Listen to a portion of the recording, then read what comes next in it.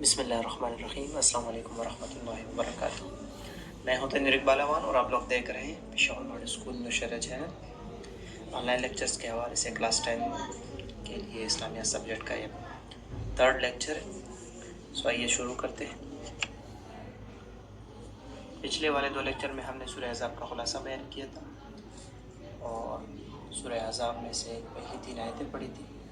آج پڑھتے ہیں سورہ احزاب آیت نمبر 4۔ اعوذ باللہ من الشیطان الرجیم، بسم اللہ الرحمن الرحیم۔ ما جعل اللہ لرجل من قلبین فی جوفہ وما جعل ادعیاءکم وما جعل ازواجکم اللاتی تظاہرون منہن امہاتکم وما جعل ادعیاءکم ابناءکم ذالکم قولکم بافواہکم واللہ یقول الحق وہو یہدی السبیل۔ پہلے بامحاورہ ترجمہ سن لیں۔ اللہ تعالیٰ نے کسی شخص کے دل میں کے پہلو میں 2 دل نہیں رکھے۔ اللہ تعالیٰ نے کسی شخص کے پہلو میں 2 دل نہیں رکھے، اور نہ تمہاری ان بیویوں کو جس سے تم زہار کر بیٹھتے ہو تمہاری مایا نہیں بنایا، اور نہ تمہارے منہ بولے بیٹوں کو تمہارے حقیقی بیٹے بنایا۔ یہ سب تمہارے اپنے منہ کی باتیں ہیں، اور اللہ تعالیٰ حق بات کہتا ہے۔ اللہ تعالیٰ حق کہتا ہے اور وہی سیدھے صحیح طریقے کی راہ طرف رہنمائی کرتا ہے۔ یہ اس کا بامحاورہ ترجمہ تھا۔ آئیے لفظی ترجمہ پڑھتے۔ بسم اللہ۔ ما جعل نہیں بنائے، ما جعل ما نہیں، جعل بنائے، اللہ اللہ نے، لرجل رجل مرد کو شخص کو کہتے ہیں، لرجل کسی شخص کے لیے، من قلبین 2 دلوں میں سے، فی جوفہ ان کے پیٹ میں یا ان کے پہلو میں کے سینے میں یا ان کے دڑ میں، وما جعل اور نہیں بنائے، اس نے نہیں بنائی، ازواجکم اللہ تمہاری وہ بیویاں، تمہاری وہ بیویاں، اللہ وہ بیویاں، تظاہرون تم زہار کرتے ہو، جس سے تم زہار کرتے ہو، منہن ان سے، امہاتکم تمہاری مائیں، وما اور نہیں، جعل بنایا، ادعیاءکم تمہارے منہ بولے بیٹوں کو، ابناءکم تمہارے بیٹے، ابناءکم تمہارے بیٹے، ذالکم یہ جو ہے، یہ قول یا یہ جو کہنا ہے، یہ ذالکم یہ، قولکم یہ بات ہے تمہاری، بافواہکم تمہارے منہوں کی، یعنی یہ تمہارے منہوں کی، یہ تمہاری زبانی باتیں، واللہ اور اللہ تعالیٰ، یقول الحق کا حق فرماتا ہے، حق کا حق فرماتا ہے، کہتا ہے حق بات، ٹھیک ہے، وہو یہدی السبیل، اور وہی یہدی السبیل رہنمائی کرتا ہے، السبیل راستے کی طرف یا سیدھے راستے کی طرف، طریقے کی رہنمائی اللہ تعالیٰ فرماتا ہے۔ یہ اس کا بامحاورہ ترجمہ تھا۔ اس آیت میں اللہ تعالیٰ نے کن کن چیزوں کی وضاحت کی ہے؟ 3 غلط رسموں کی طرف اللہ تعالیٰ نے یہاں پہ اشارہ کیا ہے اور اس کی تردید بھی کی ہے۔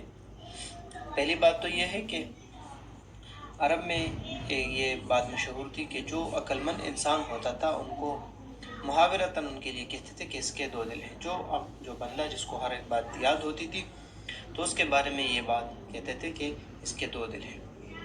2 دلوں کی بات اس آیت میں کس طرح آئی؟ پچھلی والی آیت کے ساتھ اس کا جو ربط ہے، جو تعلق ہے، وہ اس طرح ہو سکتا ہے کہ پچھلی آیت میں اللہ تعالیٰ نے آپ صلی اللہ علیہ وسلم کو فرمایا کہ ان لوگوں کی باتوں پہ عمل نہ کرنا، جس طرح کفار مکہ نے آپ صلی اللہ علیہ وسلم کو فرمایا کہ آپ ہمارے بتوں کو برا بلا مت کہیں، ہم آپ کے خدا کو برا بلا نہیں کہیں گے، ٹھیک ہے، آپ لوگوں کو یہ مت کہیں کہ یہ بت کسی کام کے قابل نہیں ہے، اور ہم آپ کو آپ کے خدا کے متعلق کچھ نہیں کہیں گے، ٹھیک ہے۔ تو اللہ تعالیٰ نے اس آیت میں پھر فرمایا کہ ایک انسان کے دل میں، کے سینے میں 2 دل نہیں ہو سکتے ہیں، کہ ایک میں اللہ کی محبت ہوگی اور دوسرے میں غیر اللہ کی محبت ہوگی، ٹھیک ہے، تو یہ ناممکن ہے۔ اسی طرح اللہ تعالیٰ نے فرمایا کہ جو کفار مکہ ہیں ان کی باتوں میں نہ آنا، اللہ تعالیٰ کی پیروی کرنا، جس طرح پچھلی آیتوں میں ہم نے ذکر کیا تھا، ٹھیک ہے۔ تو اس میں یہاں پہ اللہ تعالیٰ نے فرمایا کہ اللہ تعالیٰ نے کسی شخص کے دل میں 2 دل، سینے میں 2 دل نہیں بنائے۔ دوسرا مسئلہ یہاں پہ یہ ہے کہ کوئی شخص اپنی بیوی کو کہتا، غصے میں آ جاتا اور اپنی بیوی سے کہتا کہ تو میری ماں کی طرح ہے، یا تو میرے لیے میری ماں کی پشت کی طرح ہے، تو یہ کہنے سے اس کی بیوی اس پر حرام ہو جاتی تھی۔ یہ ایک رسم تھی اس زمانے میں، مطلب اس بات کے کہنے پر وہ بیوی ان پر حرام ہو جاتی تھی. اپنی بیوی کو ماں کا درجہ دیتے تھے, اپنی بیوی کو تشبیہ دیتے کہ تم میری ماں کی پشت کی طرح ہو, جس طرح میری ماں مجھ پر حرام ہے اسی طرح آپ بھی حرام. تو یہ اس کو مطلب ایک طرح سے طلاق بھی تصور کرتے تھے. ٹھیک ہے. قرآن میں سے اس کو جو نام دیا ہے وہ زہار دیا ہے. وہ اللہ تظاہرون منہن امہاتکم, زہار کا لفظ یہاں پہ استعمال ہوا, اس کو زہار کہتے ہیں. ٹھیک ہے. زہار پہ یہاں پہ اس پہ کوئی بات بھی ہوگی انشاءاللہ. تیسرا مسئلہ یہاں پہ لے پالک بیٹوں کا ہے. لے پالک جو بیٹے ہیں یہ ایک رسم تھی پچھلے زمانے میں, زمانہ جاہلیت میں, کہ منہ بولے بیٹے بناتے تھے لوگ. کسی کو بیٹا بناتے مطلب زبانی بیٹا اس کو کہہ دیتے, تو زبانی کہنے سے وہ ان کو سگے بیٹے کا درجہ دیتے تھے. ٹھیک ہے. مطلب ان کو پھر اپنے وراثت میں بھی شریک کرتے تھے, ان کو نکاح کے معاملات میں بھی ان بچوں کی طرح اس کے ساتھ سلوک کرتے جو ان کے سگے بیٹے ہوتے تھے. ٹھیک ہے. تو یہاں پہ اس رسم کو اللہ تعالیٰ نے باطل قرار دیا ہے. اچھا, یہاں پہ بات آئی ہے جو سیکنڈ والا جو رسم ہے ان کا, کہ تو میرے لیے میری ماں کی پشت کی طرح ہے. ٹھیک ہے. اس پہ ہم تھوڑی سی بات کرتے ہیں کہ اللہ تعالیٰ نے فرمایا کہ جو تمہاری بیویاں ہیں وہ تمہاری مائیں نہیں ہو سکتی ہیں. اس طرح کہنے سے کیا ہوگا؟ اگر کسی نے یہ کیا تو پھر اس پر کفارہ لازم ہوگا.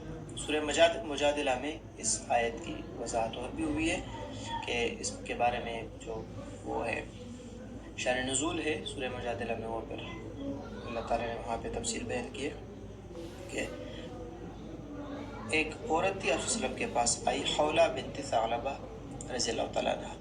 وہ آپ صلی اللہ علیہ وسلم کے پاس آئی اور انہوں نے کہا کہ میرے شوہر نے, ان کا جو شوہر تھا وہ بہت مطلب انہوں نے کہا کہ یہ زبان سے تھوڑے بد اخلاق ہیں اور غصے والا ہے, تو انہوں نے مجھے غصے میں کہا کہ تو میرے لیے میری ماں کی پشت کی طرح ہے. اب وہ بہت بوڑھے ہیں, میں بھی, میری عمر بھی ایسی ہے کہ میں کسی اور کے ساتھ شادی نہیں کر سکتی ہوں.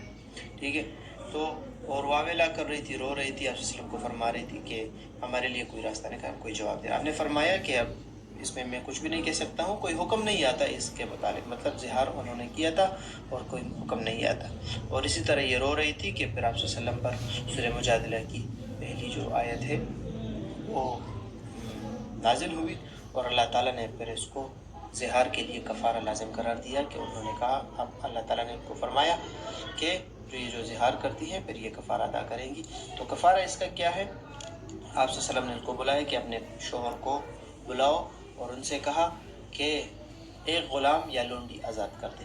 ٹھیک ہے. غلام آزاد کرے یا لونڈی, اگر اس پر قدرت نہ ہو تو ٹھیک ہے. انہوں نے کہا کہ یا رسول اللہ ہم تو غلام آزاد نہیں کر سکتے ہیں, ٹھیک ہے, ہمارے پاس اتنی مطلب اتنی رقم نہیں ہے یا طاقت نہیں ہے. تو آپ نے فرمایا اگر اس پر قدرت نہ ہو تو 2 مہینے کے لگاتار مسلسل روزے رکھیں.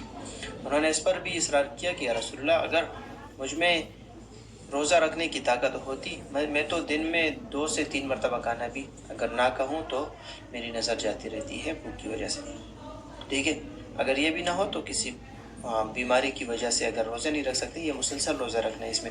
پھر 60 مسکینوں کو کھانا کھلائیں, 60 مسکینوں کو کھانا کھلائے. تو انہوں نے اس پر بھی اصرار کیا کہ یا رسول اللہ مطلب اتنی طاقت نہیں ہے. تو آپ نے اور یہ بھی عرض کیا کہ یا رسول اللہ آپ ہماری کچھ مدد کیجیے. پھر آپ صلی اللہ علیہ وسلم نے ان کی مدد کی. ٹھیک ہے.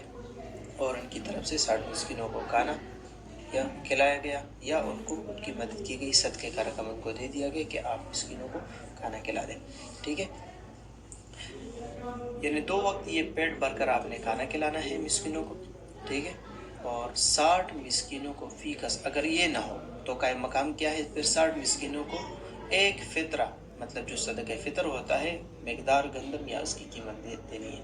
پھر جو صدقہ فطر ہے اس کی مقدار ہمارے جو موجودہ وزن کے اعتبار سے اگر ہم اندازہ لگا لیں تو 2.25 سیر ہے, اس کی قیمت بھی دی جا سکتی ہے.